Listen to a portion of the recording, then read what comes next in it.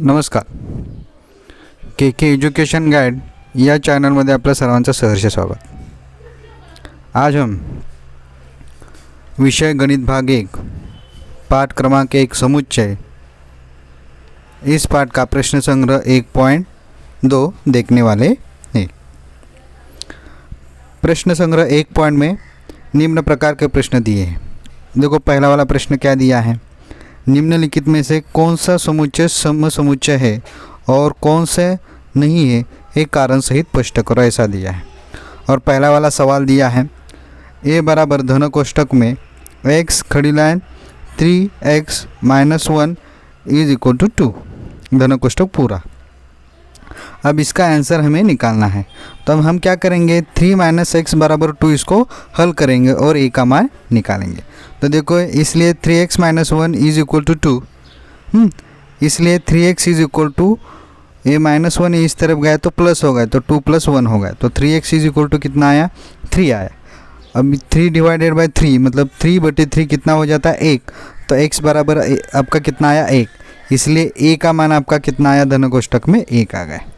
अब उसी तरह दूसरा है, देखिए b बराबर r धन कोष्टक में r खड़ी लाइन r एक प्राकृतिक संख्या है जो न तो अभाज्य है ना भाज्य है. मतलब दी हुई संख्या क्या है, भाज्य भी नहीं और अभाज्य नहीं है, तो इसका कारण हमें लिखना है. तो b बराबर 1 b बराबर धन कोष्टक में 1, ये एकमात्र ऐसी प्राकृतिक संख्या है जो न भाज्य है न अभाज्य है. मतलब एक ऐसी संख्या है कि जो भाज्य भी नहीं है और अभाज्य भी नहीं है, इसलिए b बराबर कितना आता है 1 आता है.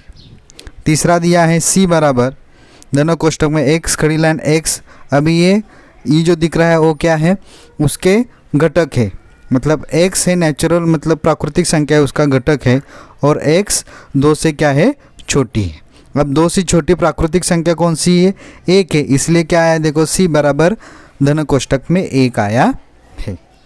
मतलब दिए हुए तीनों उदाहरण में अगर हम देखते हैं तो समुच्चय a b तथा समुच्चय 3 इसमें केवल एक ही घटक है, जिसे यहाँ दर्शाया. देखिए a बराबर धन कोष्टक में 1, b बराबर धन कोष्टक में 1 और c बराबर धन कोष्टक में 1.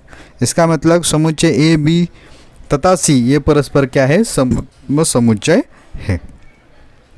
दूसरा वाला सवाल देखिए क्या दिया है, क्या a और b समसमुच्चय है, कारण सहित स्पष्ट करो. मतलब दोनों a और b समुच्चय दिए हैं और आपको वो समसमुच्चय है या नहीं स्पष्ट करना है. क्या दिया है पहला वाला, देखिए a बराबर धन कोष्टक में समसंख्या जो अभाज्य संख्या भी है. मतलब समसंख्या भी है और जो अभाज्य संख्या भी है, ऐसा दिया है.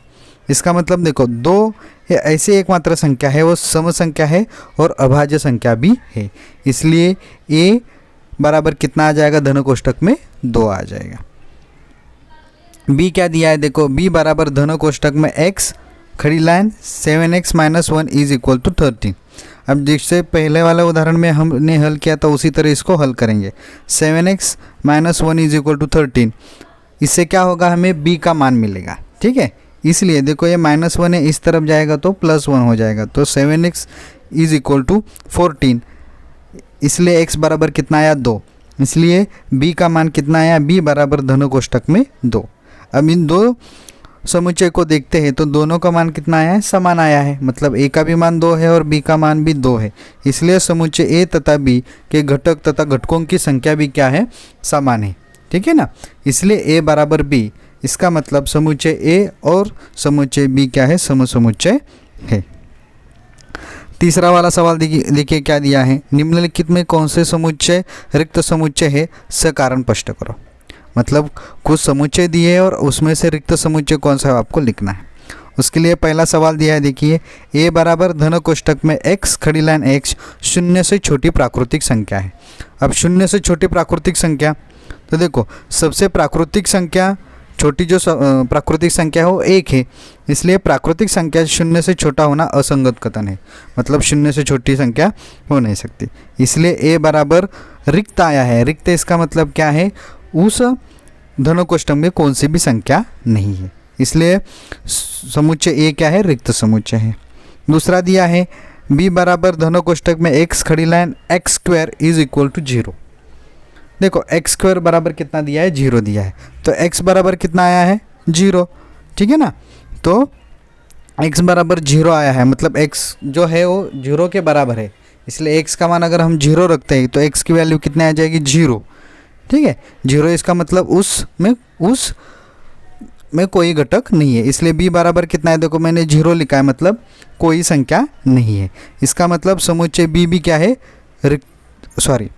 इसमें 0 लिखा है, ठीक है, इसलिए b ये रिक्त समुच्चय नहीं है, मतलब इसमें क्या आया है, 0 आया है।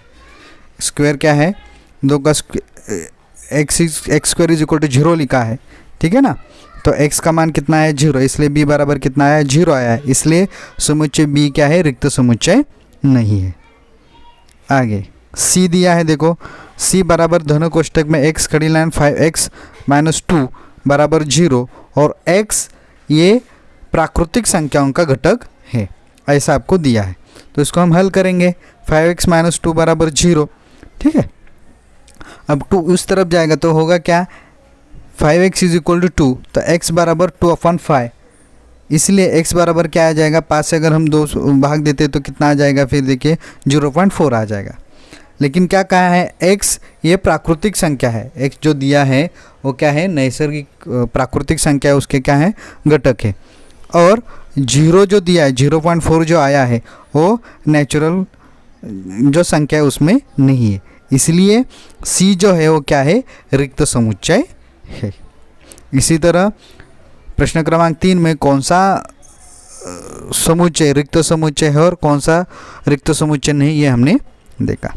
उसी तरह प्रश्न क्रमांक 4 दिया है, देखो प्रश्न क्रमांक 4 में क्या दिया है, निम्नलिखित में से कौन से समुच्चय सीमित तथा कौन से अनंत है, ये कारण प्रश्न करना है, मतलब सीमित कौन सा है, अनंत कौन सा है, ठीक है।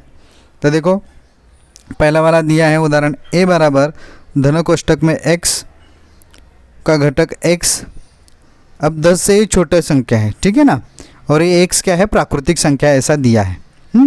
x क्या है, 10 से छोटी प्राकृतिक संख्या है, तो 10 से छोटी प्राकृतिक संख्या कौन से हो गई, देखिए, इसलिए a बराबर धन कोष्टक में 1 2 3 9, ठीक है ना, मतलब पूरा लिखने से मतलब 1 2 3 ... 9 लिखना है आपको, इसलिए समुच्चय ए क्या है, सीमित समुच्चय है, मतलब सीमित मतलब क्या, हम वो संख्या गिन सकते हैं। दूसरा b बराबर धन कोष्टक में y खड़ी लाइन y, ए क्या है, -1 से छोटी संख्या, मतलब y क्या है, पूर्णांक संख्या है, ठीक है। तो b बराबर धन कोष्टक में क्या आया, देखो -4 -3 -2 -1, मतलब ये जो संख्या है पूर्णांक संख्या का दिया है वो क्या है, अनंत संख्या, अनंत समुच्चय है, मतलब बहुत सारी संख्या है, हम उसको गिन नहीं सकते, इसलिए b जो है क्या है, अनंत समुच्चय है। अब c देखो, c दिया है, c बराबर क्या दिया है, तुम्हारे विद्यालय की कक्षा 9 के सभी विद्यार्थियों का समुच्चय। अब कक्षा 9वीं में जितने बच्चे पढ़ते हैं उनका समुच्चय बनाना है। हाँ देखो c बराबर 9वीं कक्षा के विद्यार्थी, इनको गिनकर बताना संभव है, मतलब जो क्लास में पढ़ते हैं उनको जो संख्या रहेगी उस संख्या का जो भी रहेगी, 50 रहेगी 60 रहेगी, उनको गिनकर हम क्या कर सकते हैं, वो समुच्चय बना सकते हैं, इसलिए सी क्या है, सीमित समुच्चय है। जैसे एक क्लास में 50 बच्चे हैं तो हम क्या कहेंगे, सी क्लास की जो संख्या है, 9वीं कक्षा की जो संख्या वो कितनी है, 50 है, 1 से लेके 50 है, तो वो क्या है, सीमित है, इसलिए तीसरे वाला का जो आंसर है वो क्या है, सीमित समुच्चय है। चौथा दिया है, तुम्हारे गांव के निवासियों का समुच्चय, ठीक है ना, ये भी हम क्या कर सकते हैं, गांव की जो लोक संख्या है उनको गिनकर ये बता सकते हो, तो क्या है, सीमित समुच्चय है। पांचवा दिया है, प्रयोगशाला के उपकरणों का समुच्चय। अब प्रयोगशाला में जो साहित्य रहता है उसको हम क्या कर सकते हैं, गिनकर बता सकते हैं, मतलब कितना कितना है, तो इसलिए हम क्या कहते हैं, उसे सीमित समुच्चय कहते हैं। छठा दिया है, पूर्ण संख्याओं का समुच्चय। अब पूर्ण संख्याओं का समुच्चय दिया है तो इसमें देखो अनंत समुच्चय, अनंत संख्या है, तो इसलिए हम क्या कहेंगे, जो छठा वाला है वो क्या है, अनंत समुच्चय है। उसके बाद क्या है, परिमेय संख्याओं का समुच्चय। यहाँ देखो मैंने यहाँ बगल में लिखा है q is equal to in bracket p/q/p, ये क्या है, उन सब के क्या है, घटक है, पूर्णांक संख्याओं के क्या है, घटक है। तो q a भी क्या है, आपका अनंत समुच्चय है, मतलब छठा वाला जो दिया है परिमेय संख्याओं का समुच्चय, ये भी क्या है, अनंत समुच्चय है। मतलब इस प्रश्न में हमने कौन से समुच्चय अनंत है और कौन से सीमित है देखा। सीमित इसका मतलब क्या, हम गिन सकते हैं। अनंत इसका मतलब क्या, बहुत सारी संख्या रहती है उसमें, उसे हम अनंत संख्या कहते हैं। इसी प्रकार इस वीडियो में हमने प्रश्न संग्रह 1.2 देखा है। ये वीडियो अगर आपको पसंद आया होगा तो उसको शेयर करो और लाइक करो और सब्सक्राइब कीजिए। धन्यवाद।